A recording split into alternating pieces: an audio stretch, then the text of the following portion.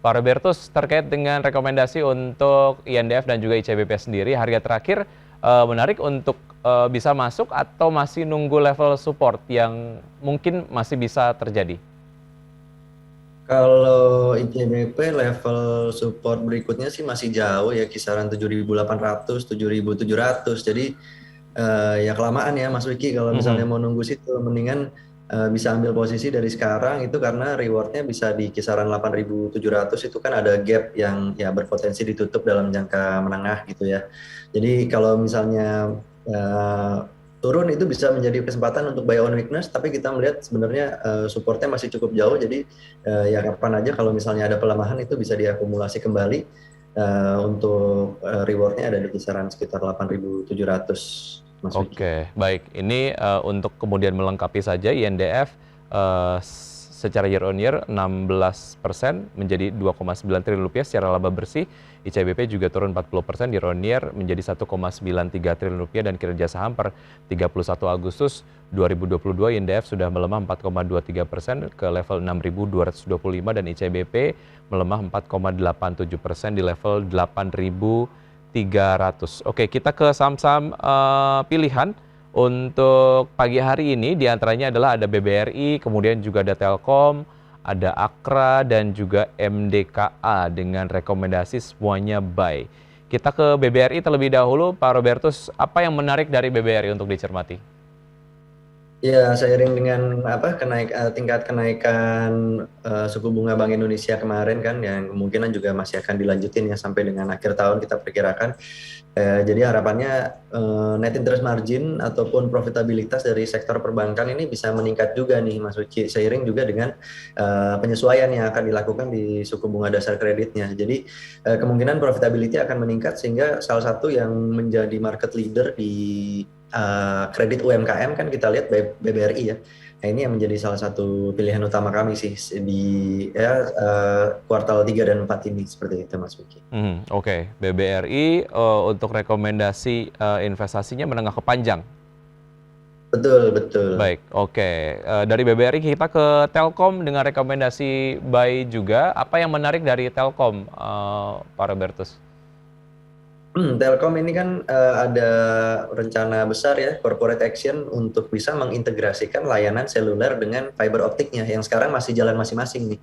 Jadi kalau udah bisa diintegrasikan, tentu ini nilai ekonomi dan juga valuasinya bisa lebih tinggi nih, Mas Wiki. Jadi untuk bisa bersaing bahkan di tingkat regional atau global, kecenderungannya sekarang ini memang seperti demikian. Nah, seperti yang udah terjadi di beberapa negara tetangga, bahwa layanan seluler dengan fiber optik itu saling melengkapi, apalagi nanti dengan datangnya ekosistem 5G itu sangat diperlukan kolaborasi dan sinergi dengan fiber optik, sehingga nih nanti nilai ekonomi dan juga harapannya evaluasi akan lebih tinggi. Nah, ini kan termasuk salah satu kategori index mover juga ya Telkom. Jadi mungkin kalau misalnya situasi market mungkin sekarang hari ini atau pekan ini lagi agak kurang baik, bisa bisa dilakukan strategi buy on weakness, tapi secara jangka panjangnya sih kita masih optimis ini akan masih ada potensial upside yang masih cukup besar sih kalau untuk Telkom Group secara keseluruhan, Mas Puji. Oke, ya lewat IndiHome, Telkom ini menguasai 87% pangsa pasar internet fix B begitu ya. Dan secara Betul. pergerakan harga saham juga ini sedang ada di tren pelemahannya. Setidaknya ini yang tercermin dari pergerakan saham Telkomsel selama seminggu Telkom maksud kami melemah 0,66%. Artinya level terakhir masih menarik untuk bisa langsung masuk, Pak Robertus. Ya mungkin bisa ditunggu di support yang lebih baik ya, Mhm. kisaran 4.300 lah, 4.350, 4.300. Untuk kita bisa mengincar kembali kalau misalnya jangka menengahnya sampai dengan 4.700, 4.800 kembali gitu Mas Uki. Baik, oke. Berikutnya dari Telkom kita menuju ke Akra dengan juga direkomendasikan buy. Seperti apa analisanya Pak Robertus untuk Akra? Akra menarik ya karena kita ngelihat kan sebenarnya tingkat penyesuaian gitu yang akan dilakukan pemerintah terhadap harga BBM subsidi Ini kan nantinya akan juga menyasar ke yang non subsidi juga, bukan hanya Pertalite tapi Pertamax-nya juga.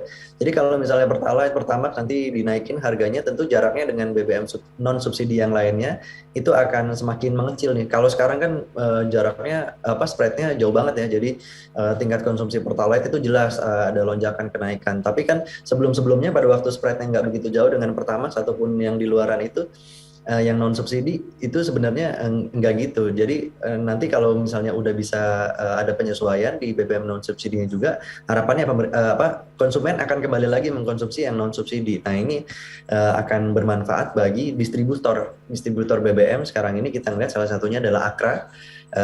Terbukti kemarin pada waktu Pertamax harganya disesuaikan, itu langsung ada lonjakan pendapatan di Akra. Jadi kedepannya kalau misalnya Pertalite dan Pertamax nanti akan disesuaikan juga harganya, kita sih masih cukup meyakini bahwa ini akan tren yang masih akan terus berlanjut nih Mas Wiki. Ya, secara pergerakan masih ada di zona merah begitu, ini mungkin bisa dimanfaatkan untuk bisa masuk ke Akra dengan harga yang menarik begitu ya. Kemudian ada MDKA, seperti apa Pak Robertus? Nah, MDK ini juga menarik karena kita ngelihat salah satu ya yang komoditas yang masih cukup resilient gitu ya, masih cukup bisa bertahan meskipun komoditas-komoditas lain terkoreksi gitu, ada ya tembaga, emas dan juga nikel. Kan sekarang MDK udah mulai memasuki segmen komoditas nikel, membangun smelter, bermitra dengan perusahaan yang lainnya di Morowali. Nah, ini yang menurut kita masih akan bisa menjadi salah satu, ini kan didorong oleh pemerintah juga ya, nanti sebagian dari anggaran subsidi BBM 2023-2024 yang akan dikurangi itu dialihkan untuk hilirisasi sumber daya alam, Mas Wiki. Jadi ini yang akan termasuk salah satu yang diberikan insentif oleh pemerintah. Nah, ini yang bisa kita manfaatkan nih. Kita bisa masuk ke sektor sumber daya alam yang terutama yang sudah melakukan penghiliran. Baik. Seperti MDK yang sudah membangun smelter seperti itu. Baik, itu tadi dia saham-saham yang Anda rekomendasikan, ada BBRI, Telkom, Akra, dan juga MDKA dengan rekomendasi buy. Kita ke update dari pergerakan IHSG terlebih dahulu. Di beberapa menit yang lalu IHSG melemah 0,4% di level 7.150,013. Jakarta Light Samping Index melemah 0,09%. Kemudian LQ45 melemah 0,68%. Bumi, ICBP, Adaro, BBNI masuk ke dalam jajaran top gainers dengan penguatan masing-masing 4,17%, 0,6%, 0,56%, dan 0,29%. Sementara itu, saham-saham yang masuk ke dalam jajaran top losers diantaranya adalah BBCA, Telkom, kemudian BBRI, Bank Mandiri dengan pelemahan 0,91%, 0,22%, 0,46%, dan 0,56%. Singkat saja untuk proyeksi pergerakan IHSG hari ini seperti apa Pak Robertus? Ya, masih akan mengikuti regional, masih akan melemah untuk kita bisa memberi kesempatan bagi para investor untuk bisa nawar harga yang lebih baik lagi, entry level yang lebih baik lagi di kisaran support-support yang tadi kita udah bicarakan. Ya, semoga bisa sukses lah untuk keputusan investasinya pada hari ini dan juga di masa yang mendatang, karena kita tahu masih tantangannya cukup besar, tapi bukan tanpa peluang. Jadi peluang itu masih tetap ada, hanya kita mungkin bisa memanfaatkan momentum yang sekarang ini perlemahan untuk bisa melakukan reakumulasi kembali.